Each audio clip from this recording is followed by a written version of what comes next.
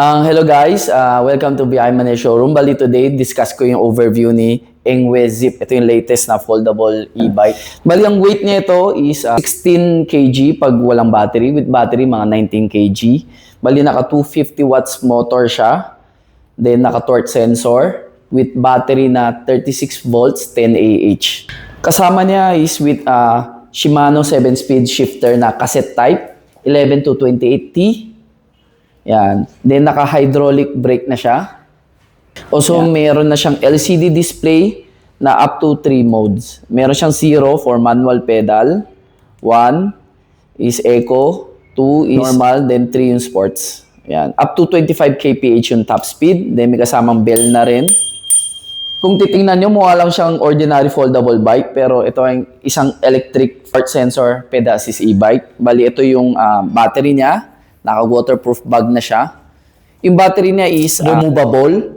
Pwede rin mag-charge ng cellphone, laptops. So, as a power bank na rin siya. Bali sa Engwe Zip, kung check nyo, wala yung fork ng kabila. Tawag nito lefty. Yan. Pro arm. Kung titingnan nyo. Then, isa sa magandang features niya, yung pedal niya is quick release. Yan. Then, meron siyang lalagyan dito. Yan.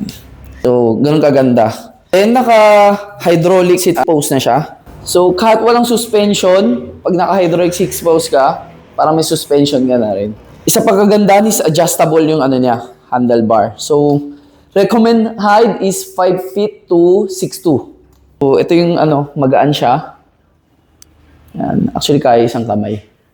Bali, ang max distance na kaya nito, pag pedal assist 1, hanggang 120 km. So, wala kayong maging problema sa range niya ito. Now, papakita ko sa inyo paano i-fold to si Engwe Zip.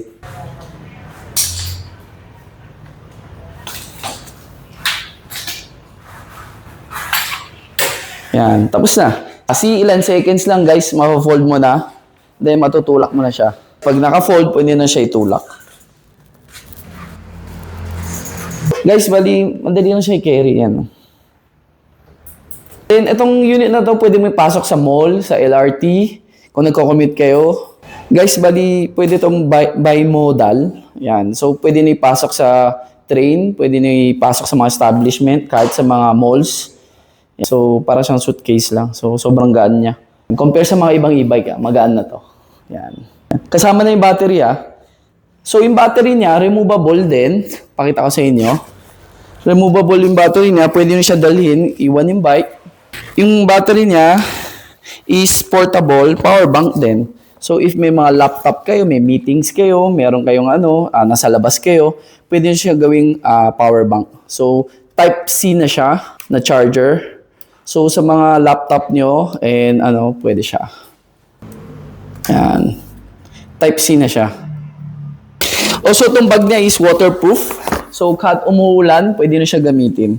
Tapos yung charger na parang cellphone lang, 100 watts. Yan, ganito. So, portable talaga, pati charger na portable. So, pwede mo ilagay din dito sa loob battery bag. So, ito yung, pakita ko sa iyo sample, paano siya i-charge sa phone. Yan. Guys, bali, i-charge ko siya sa cellphone ko. Yan charging. Yan. So, pati sa laptop pwede rin. Yan, ganun siya ka-portable and advanced in technology. Then, yung torque sensor pala ni Engwe Zip is sobrang responsive. Para kayong nagpe-pedal na yung feeling ng totoong pedal na may assist. Yan. Unlike yung speed sensor. So, sobrang ganda nito, guys. Guys, bali may kasama built-in headlight na siya. Yan. Kasama na yung built-in headlight. Then, yung tail light, meron din siyang kasama. Pero, battery operated yung tail light. Guys, bali ang tire size ni Engwe Zip is 16 by 1.95. Kasi Engwe Zip, available to sa BI Manila. Yung colors niya is itong green at itong gunmetal, yung gray. Yeah. If interested kayo, pwede niyo i-test ride dito sa BI MNL. Located kami sa 118H, Goldland Building, Banawe Corner, Calamba Street, Barangay Santo Domingo, Quezon City. Introductory price ngayon, 70,000. Sa 70,000 may range siya kayo ng 120 km. See you!